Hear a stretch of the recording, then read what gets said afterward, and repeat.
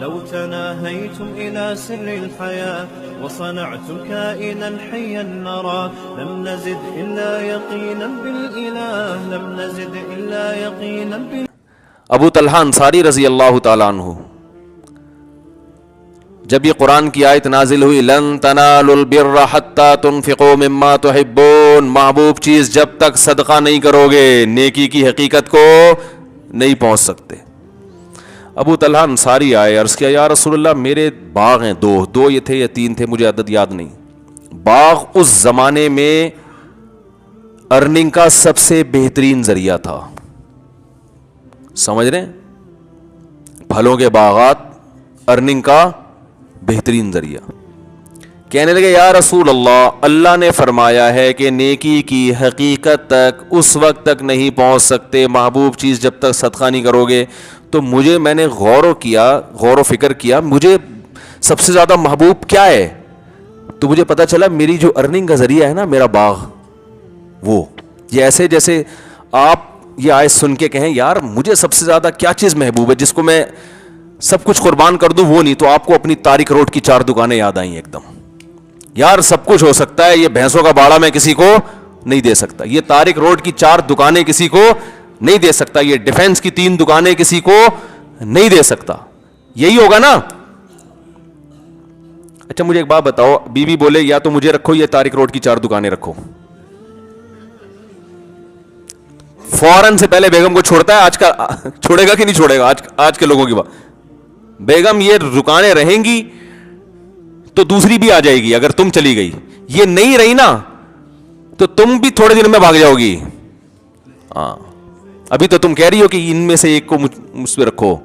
وہ ہے نا ایک آدمی نے کہا نا، وہ غریب آدمی دکان پہ گیا گرل فرینڈ کو لے کے کہ اللہ کے نام پہ 2 دودھ پتی دے دو بھائی. تو اس نے کہا بھائی کمبخت گرل فرینڈ اتنا غریب ہے تو گرل فرینڈ رکھی کیوں ہے؟ تو کہہ رہے رکھنے کے بعد غریب ہوا ہوں، جب رکھی تھی اس وقت نہیں تھا. تو گرل فرینڈ اتنا تھوڑی کھاتی ہے جتنا بیوی کھا جاتی ہے. بیوی تو جائیدادیں کھا جاتی ہے ماشاء اللہ، اور کھانا چاہیے، اس کا حق ہے. تو آپ کس کو ترجیح دو گے بھائی؟ بولو گے دکانیں. تو ابو طلحہ انصاری رضی اللہ تعالیٰ عنہ آئے، یا رسول اللہ مجھے سب سے محبوب چیز کیا ہے؟ میرے باغات. آپ نے فرمایا بخن بخن، واہ واہ واہ واہ. آپ بھی متاثر ہوئے. ذاک مال رابح، فرمایا بڑا قیمتی مال ہے یہ تو بڑا قیمتی. یہ تمہارے دل میں خیال آ گیا، کیسی آیت پر عمل کیا. دیکھو دنیا کو دل سے نکال دیے. جب سفر ہے تو بھائی گزارا ہو رہا ہے نا کھانے پینے کا، صدقہ کرو اس کو. آپ صلی اللہ علیہ وسلم سے پوچھا کس کو دوں؟ نبی صلی اللہ علیہ وسلم بھی ہر ایک سے صدقہ قبول اتنی بڑی تعداد میں نہیں کرتے تھے. جس کو دیکھتے تھے ایمان مضبوط ہے نا، یہ گزارا چلا لیں گے، کل فاقہ آیا تو اللہ سے شکایت نہیں کریں گے اللہ میں نے تو سب کچھ صدقہ کر دیا، اب کھانے کو روٹی ہے نہیں، تو نے تو رزق کا وعدہ کیا ہے، تو ایک کے بدلے 10 دیتا ہے. پتا تھا سروائیو کر لیں گے. کل بھوک آئی، فاقہ آیا، اللہ سے شکایتیں نہیں کریں گے. کیونکہ بعض صحابہ آتے تھے کہ سارا مال لے لیں، آپ نے منع کیا، نا نا نا نا سب نہیں. ہم لوگ آتے نا تو شاید 50-60 روپے سے زیادہ ہم سے وصول نہ کیے جاتے اس دور میں.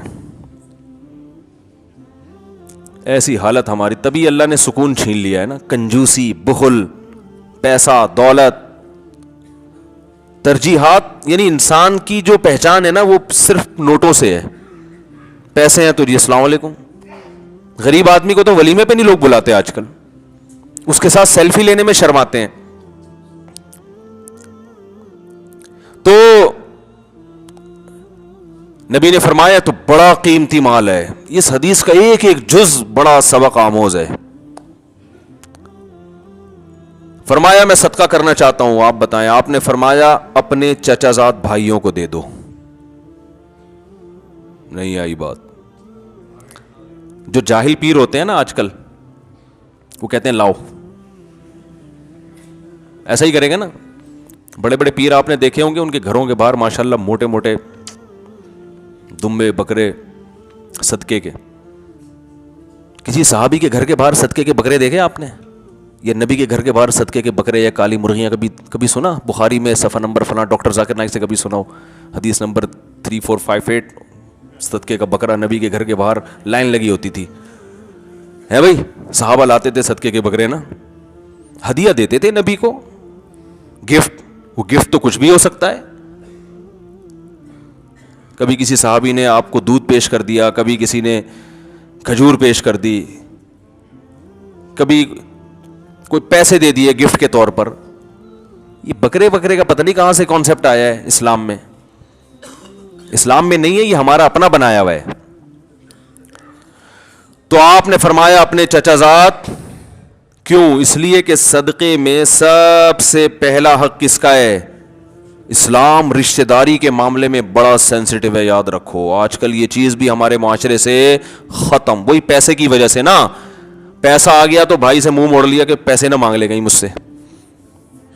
ایسے ہی چل رہا ہے نا مارکیٹ میں. اور یہ چھوٹا والا بھی اسی سے زیادہ دوستی کر گھسے گا وہیں جس کے پاس پیسے. اس کا بھی قصور ہے نا. میں تو یہاں تک دیکھ رہا ہوں کہ جو بیٹا پیسہ زیادہ کما رہا ہے, ابا کی آنکھوں کا تارا اور اماں کی آنکھوں کا تارا بھی وہی ہے, حالانکہ اس نے خدمت نہیں کی زیادہ, اتفاق سے اللہ نے پیسہ دے دیا.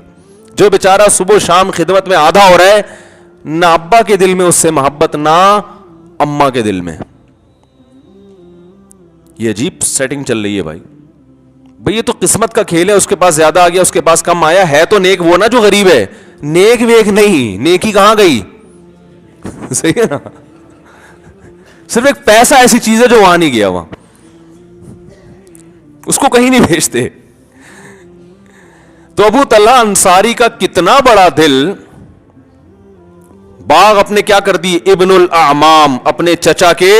وہ غریب ہوں گے, نبی نے حکم دیا اپنے. یہ آپ نے رشتہ داری سکھائی ہے صحابہ کو. آج کسی میں دم ہے کہ اپنے سگے بھائی, چچا زاد بھائی تو پھر بھی دور ہو جاتا ہے, اپنے سگے بھائی کو کچھ ایسا قیمتی گفٹ دے دے. کبھی دیکھا؟ گفٹ تو چلتے ہیں ہمارے معاشرے میں, لیکن ایسے لو ویلیو کے گفٹ چل رہے ہیں نا, اتنے تھکے ہوئے. دیکھو غریب آدمی کی طرف سے تو بیچارہ, اس کے لیے تو تھوڑی چیز بھی بہت ہے. جن کو اللہ نے پیسہ دیا تو بھائی کبھی بڑی رقم بھی صدقہ کر دیا کرو. آپ کو شیطان فقر سے ڈرائے گا. الشیطان یعدکم الفقر, قرآن کہہ رہا ہے کہ جب تم صدقہ کرو گے شیطان تمہیں فقر سے ڈرائے گا. اس سے پتہ چلتا ہے صدقہ وہ ہوتا ہے جس میں فقر کا خوف بھی آ رہا ہو. ہمارے صدقوں سے یقین ہوتا ہے کہ کچھ بھی نہیں ہونے والا, اتنے تھوڑے سے پیسے صدقہ کر رہے ہوتے ہیں. تو اللہ فرماتے ہیں جب تم صدقہ کرو گے نا تو ظاہر ہے ایسی اماؤنٹ کہ شیطان تمہیں فقر سے ڈرائے گا. وَيَأْمُرُكُمْ بِالْفَحْشَاءِ وَاللَّهُ يَعِدُكُمْ مَغْفِرَةً مِّنْهُ وَفَضْلًا, اللہ اپنے فضل کا وعدہ کر رہا ہے کہ ریٹرن کرے گا, یہ لوٹائے گا. وقتی طور پر تو پریشانیاں آتی ہیں, لیکن سر اٹھا کے جیو گے ساری زندگی, کھاتے پیتے رہو گے انشاءاللہ. ابو طلحہ انصاری کو اللہ نے بعد میں بڑی دولت دی ہے. جتنے صحابہ صدقات و خیرات والے ہیں نا, کوئی بھی غربت کا شکار نہیں ہوئے. دولت دوڑ کر ان کے قدموں کی طرف آئی ہے. آج مسلمانوں میں بڑی کنجوسی پیدا ہو گئی ہے بھائی. بجائے کھلانے کے کھانا سیکھ لیا ہے. بہنوں کو کھلانا چاہیے, لیکن بجائے کھلانے کے بہنوں کی وراثت, بولو نا, ہڑپ کیسے کھا جاؤں, بیوی کا مہر کیسے کھاؤں, بہن کی وراثت کیسے کھاؤں, اور بیگم اس چکر میں ہوتی ہے میاں کی جائیداد زندگی میں کیسے کھا جاؤں میں. ہوا و حرص والا دل بدل دے, میرا غفلت میں ڈوبا دل بدل دے.